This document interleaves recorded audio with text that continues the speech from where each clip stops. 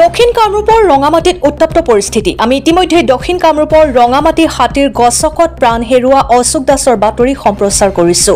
আজি শনিবাৰে অশোক দাসৰ মৃতদেহ মৰণোত্তৰ পৰীক্ষা কৰি ঘৰলৈ লৈ অনাৰ সময়তে ৰঙামাটি খেলপথাৰত এক প্ৰতিবাদী সভা ৰূপায়ণৰ অৰ্থে বহুসংখ্যক ৰাইজ সমবেত হয়। সেই স্থানতে মৃত অশোক দাসক শেষ শ্ৰদ্ধা নিবেদনৰ অৰ্থে উক্ত স্থানলৈ মৃতদেহটো লৈ অনা হয়। উক্ত প্ৰতিবাদী সভাত ৰাইজে বিভিন্ন প্ৰশ্ন কৰাক লৈ একাংশ পালি নেতাই ৰাইজক উভতি ধৰাত এক উত্তপ্ত পৰিস্থিতিৰ সৃষ্টি হয়। মিৰ্জাৰ পৰা আবিদুৰ ৰহমানৰ ৰিপৰ্ট, অৰুণোদয় আছাম।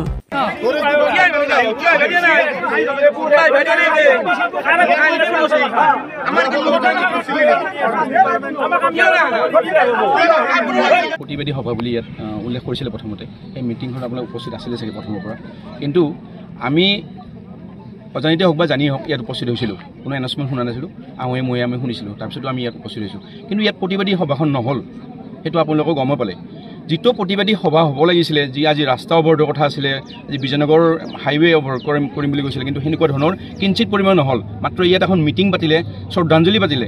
যিজন ব্যক্তিৰ পুত্ৰ তাত বহি থাকিল 2 ঘণ্টা সময়লৈ, তেনে ক্ষেত্ৰত তেখেতক লৈ যোৱাৰ পিছত ইয়াত এখন ৰাজনৈতিকভাৱে আমি এটা গণ পালোঁ। আচলতে হ'ব লাগিছিলে কেনেকুৱা, আমাৰ যিটো প্ৰতিবাদী সভাত, সেই প্ৰতিবাদী সভাত আমাৰ যি বন বিষয়া তেখেতসকল উপস্থিত থাকিব লাগিছিলে। আমাৰ যি মুৰব্বী পলাশবাৰী সমষ্টিৰ মুৰব্বী জানে চবে, গমেই পাওঁ, নামটো ক'লোঁ মই, হেমাংগ ঠাকুৰীয়া দাদা আমাৰ। তেখেতক মই দাদা বুলি সম্বোধন জনাওঁ, ছাৰ বুলি সম্বোধন জনোৱা নাই আজিলৈ। গতিকে তেখেতৰ কেইজনমান প্ৰতিনিধি ইয়াত উপস্থিত আছিলে। তেখেতসকলে কিন্তু আমাৰ যিখন প্ৰতিবাদী সভা সেইখন তেখেতসকলে নি মিটিঙলৈ পৰ্যবেক্ষণ কৰিলে। তাতকৈ ডাঙৰ কথা, যিকেইজন ব্যক্তি ইয়াত উপস্থিত আছিলে তেখেতসকল আমাৰ ৰাইজৰ প্ৰতিনিধি, তেখেতসকল আমাৰ ৰাইজৰ সভাপতি হৈও তেখেতসকলৰ কথাই শুনি থাকিবলৈ আমি চিৰদিন আমাৰ মুখ খুলিয়ে তেখেতসকলে চুপ থাক মনে তই কথা কবি, আমিও আমাৰটো শুন, সেনেকুৱা যাতে পিছফালে নহয় না কি কথা। আমাৰ কণ্ঠ আছে, আমাৰো নিজস্বতা আছে, আমিও ডেকা যুৱক নিলে আমাৰ বয়সটো আগফালে গতি কৰি আছে। তো আমি তেখেতসকলক অনুৰোধ জনাওঁ, এনেকুৱা এটা বৃহৎ সমস্যা, যিটো হাতীৰ সমস্যা, আজি 5টা বছৰ আমি কান্দি আছোঁ। আজি এজন ঢুকালে গমে পাইছে, তেখেতসকলৰ পৰিয়ালটোৰ কি অৱস্থা হৈছে তেখেতসকলে গম পাব। যায় এতিয়া মিটিংখন পাতিছে, তেখেতে গম নাপায়। কিন্তু আমাৰ যিটো বিভাজন হ'ল, ইয়াত ৰাজনীতি গম পা বুলি ক'লে 2টা দল 3টা দলৰ ইফাল হ'ল, মতনৈক্য হ'ল। তেখেতে ক'লে এজন ব্যক্তি উঠি গ'ল হেৰি দিবৰ কাৰণে, তেখেতক অন্ত্যেষ্টিক্ৰিয়া কৰিবৰ কাৰণে, তাকে কিন্তু ক'লে তেখেতে গণ্ডগোল এৰি থৈ গ'ল। কিন্তু আপোনালোক যিকেইজন প্ৰতিনিধিয়ে ইয়াত উপস্থিত হৈ এই প্ৰতিবাদী সভাখন পাতিছিলে বা পাতিম বুলি কৈছিলে, আপোনালোকে সেই মিটিংখন স্থায়ীভাৱে সমাধানৰ ক্ষেত্ৰত বা বেলেগ কথা, আজি মিটিংখন কিয় সুচাৰুৰূপে পালন কৰিব নোৱাৰিলে? প্ৰথম প্ৰশ্ন। দ্বিতীয় প্ৰশ্ন হৈছে আমাৰ হাতীকেইটা। আজি হাতীকেইটাটো ক'ৰবাত নক'ৰবাত ইয়াতো আছে। ইয়াৰ পৰা ওলাই যাওঁতে যদি আজি কোনোবা মাৰে, কালিতো কৈছে শুনিছে আপোনালোকে, এজন বন বিষয়া আমি সুধিছিলোঁ, বন বিষয়া নে কি নাজানো, আপোনাৰ দায়িত্ব থকা এজন মুৰব্বীক, দাদা আপোনাৰ এইটো যে হ'ল তাৰ পিছৰ পৰ্যায়ত কি হ'ব? তেখেতে মাত্ৰ এটা বাক্য কৈছিলে, ইয়াৰ পিছৰ পৰ্যায়ৰ কথা মই বাৰে ৰিপিট কৰিছিলোঁ, কিন্তু তেখেতে কৈছে কি 4 লাখ টকা পাব নহয়। 4 লাখ টকা যদি পায়, তো 4 লাখ টকা তেখেতে পালে, কালি মই মৰিম, কালি আপুনি মৰিম, 4 লাখ টকা সমস্যা সমাধান হ'ব নেকি? এজন বিষয়াই মন্তব্য কালি প্ৰকাশ কৰিছিলে। কিন্তু সেই বিষয়টোৰ ওপৰত কিন্তু আমাৰ যিকেইজন মুৰব্বী আজি উপস্থিত আছে, তেখেতসকলে কিন্তু বস্তুটো আভাস পোৱা নাই। কাৰণ আমাৰ ফেচবুকটো তেখেতে আছাই, আমি সৰু মানুহ, আমি যদি ডাঙৰ গাড়ীৰ পৰা নামিলোঁ হয়, আমি যদি কথা ক'ব নাজিলোঁ, আমাৰ মেট্ৰিক পাছ BA পাছ নুঠিলে হয়, কিন্তু ডাঙৰ গাড়ী এখন যদি আমি নামিলোঁ ইয়াতে, আমাক নিশ্চয় কথা অধিকাৰ দিলে হয়। আৰু আমাৰ ফেচবুকটো চাই তেখেতে ক'লে হয় যে কালি 4 লাখ টকা এটা কথা হৈছিলে বন বিষয়, কিয় ক'লে এনেকুৱা ধৰণৰ কথা? আৰু ইয়াত মেমৰেণ্ডাম নাই, কোনো প্ৰতিবেদন নাই, কাৰো চাইন নাই, কোনো উপস্থিত আছে, কোনো ধৰণৰ এইখন প্ৰতিবাদী সভা হৈ থকা নাই। গতিকে অনাগত সময়ত আমি এই কথা দিলোঁ আপোনালোকক, আমি যে উপস্থিত আছোঁ, মোৰ চাৰাউণ্ডৰ যিখিনি ব্যক্তি উপস্থিত আছে, আমি এখন মিটিং এখন কৰি, আমি কমিটি এখন গঠন কৰি, আমি ইয়াত মেমৰেণ্ডাম আমি ডিৰেক্টলি CM ছাৰৰ ওচৰত আমি দিবলৈ যাবলৈ আমি সক্ষম। যিহেতু আজি কথাটো কৈছোঁ, আপুনি চাওক, 2019 চনত মই ৰঙামাটি ৰাইজগড়ৰ সাধাৰণ সম্পাদকৰ দায়িত্ব লৈছিলোঁ, আৰু তাৰ 6 মাহমান পিছৰ পৰাই হাতী ৰঙামাটিত প্ৰৱেশ কৰিছে। সেই 2019 চনৰ পৰা আজিৰ তাৰিখলৈ আমি হাতী ৰঙামাটিৰ পৰা উলিয়াই দিবৰ কাৰণে ফৰেষ্ট ডিপাৰ্টমেণ্টক হওক, বিধায়কক হওক বা বন বিভাগক হওক, বিভিন্ন মেমৰেণ্ডাম তেওঁলোকক লগ কৰি, প্ৰতিবাদী সভা কৰি, বিভিন্ন ধৰণে তেওঁলোকক অনুৰোধ বিনোধ কৰিলোঁ। গৈ আজি 5 বছৰ 6 বছৰ পিছত এনেকুৱা এটা পৰিস্থিতি হ'ল যে হাতী আজি মানুহ এজনক হত্যা কৰিলে। আৰু বা অনাগত দিনত কিমানজন হত্যা হ'ব গৈ আছে আমি নাজানো।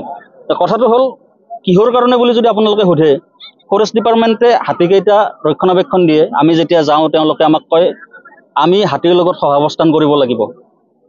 আমি মানুহ, নিজকে জ্ঞানী বুলি কওঁ, যদি মানিও লওঁ জ্ঞানী বুলি, আমি হাতীৰ লগত সহাৱস্থান বাৰু কৰিম, হাতী আমাৰ লগত কৰিব নেকি?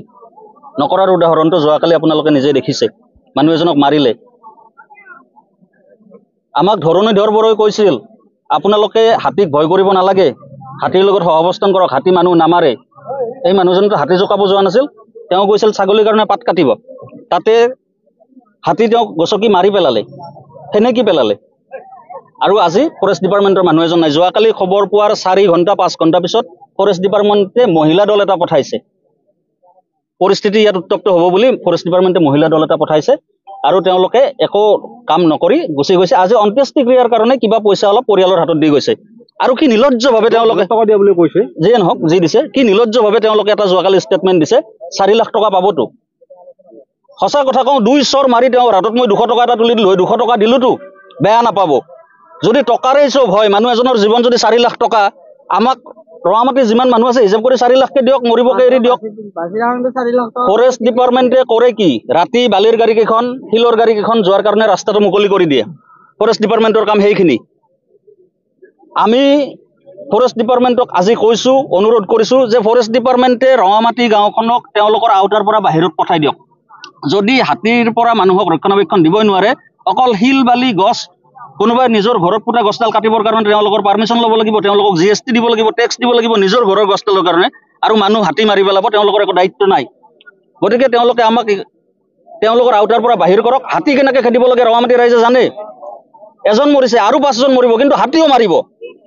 ৰঙামাটিৰ মানুহে যদি উঠি পৰি লাগে, এজন মৰিছে 2জন মৰিছে আৰু 5জন মৰিব, কথা নাই, কিন্তু হাতীও 5টা যে মাৰিব সেইটো কথা ধুৰুপ। আমি পলাশবাৰী সমস্যাটো এৰিলোঁ, আমি একেবাৰে এটা অপ্ৰীতিকৰ ঘটনা এটা ঘটিছে। অপ্ৰীতিকৰ ঘটনা এটা হৈছে। যোৱাকালি ইয়াতে ঘটনাটো হৈছে, যোৱাকালি ৰাতিয়ে ইয়াতে মানুহখিনি সকলোৰে মাজত প্ৰচাৰ হ'ল। আজি এক বিশাল প্ৰতিবাদী সভা হ'ব, বিশাল প্ৰতিবাদী সভা হ'ব। আৰু ইয়াতে লগ হ'ব দিলে, ইয়াতে প্ৰতিবাদী সভা হ'ব। কিন্তু 3টা বজাৰ প্ৰতিবাদটো কি কাৰণত গৈ 4:30 বাজিল, আৰু যিকেইজনে দায়িত্ব ল'লে তেওঁলোক কি কাৰণত 3টা বজাত ইয়াতে উপস্থিত নহ'ল, সেইটো এটা ৰহস্যৰ গোন্ধ আছে। লাষ্টত তেওঁলোক আহিছে, তেওঁলোকে আহি আমাক জনাইছে ফৰেষ্ট ডিপাৰ্টমেণ্ট মিটিঙত ব্যস্ত আছে, বিধায়ক মিটিঙত ব্যস্ত আছে। আমি কাৰ আগত প্ৰতিবাদ কৰিম? যিকেইজনে দায়িত্ব লৈছে তেওঁলোকক। আমি ভোট দি আমাৰ মুখিয়াল কৰি কাক পঠাইছোঁ? হেমাংগ ঠাকুৰীয়াক। কোনো কুশল মালাকৰক পঠোৱা নাইতো। তেওঁ যে আমাক আহি ক'ব যে আমি আপোনালোকৰ বিধায়কৰ হৈ মই কথাখিনি কৈছোঁ, কিয় ক'ব তেওঁ? আমি হেমাংগ ঠাকুৰীয়াক বিধায়ক কৰিছোঁ, তেওঁ আমাৰ মুৰব্বী, আৰু মুৰব্বী আজি সম্পূৰ্ণৰূপে বিফল। মানুহ এজন মৰি গৈছে, 5 বছৰৰ পৰা চিঞৰি আছোঁ ইয়াতে এনেকুৱা ঘটনা হ'ব বুলি আমি আগৰ পৰা কৈ আছোঁ।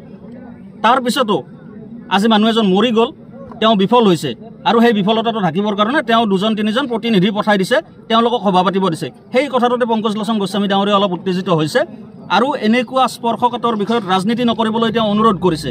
সেইটো কথা কোৱাৰ কাৰণে আজি তেওঁলোকে খং কৰি সভাখন ভংগ কৰিছে। এইটো বৰ নিলজ্জকৰ কথা। ৰঙামাটিত নিকামনৰ নেতাৰ অভাৱ নেকি? নিশ্চয় নহয়, নিশ্চয় নহয়। ৰঙামাটিত নিকামনৰ নেতা যথেষ্টখিনি আছে, মাত্ৰ তেওঁলোকক উঠিব দিয়া হোৱা নাই। কেইজনমানে বাট ভেটি ধৰে, খামুচি ধৰে, টকাৰ ভয়, কিবাৰ ভয়, এইবোৰ বহুত কথা।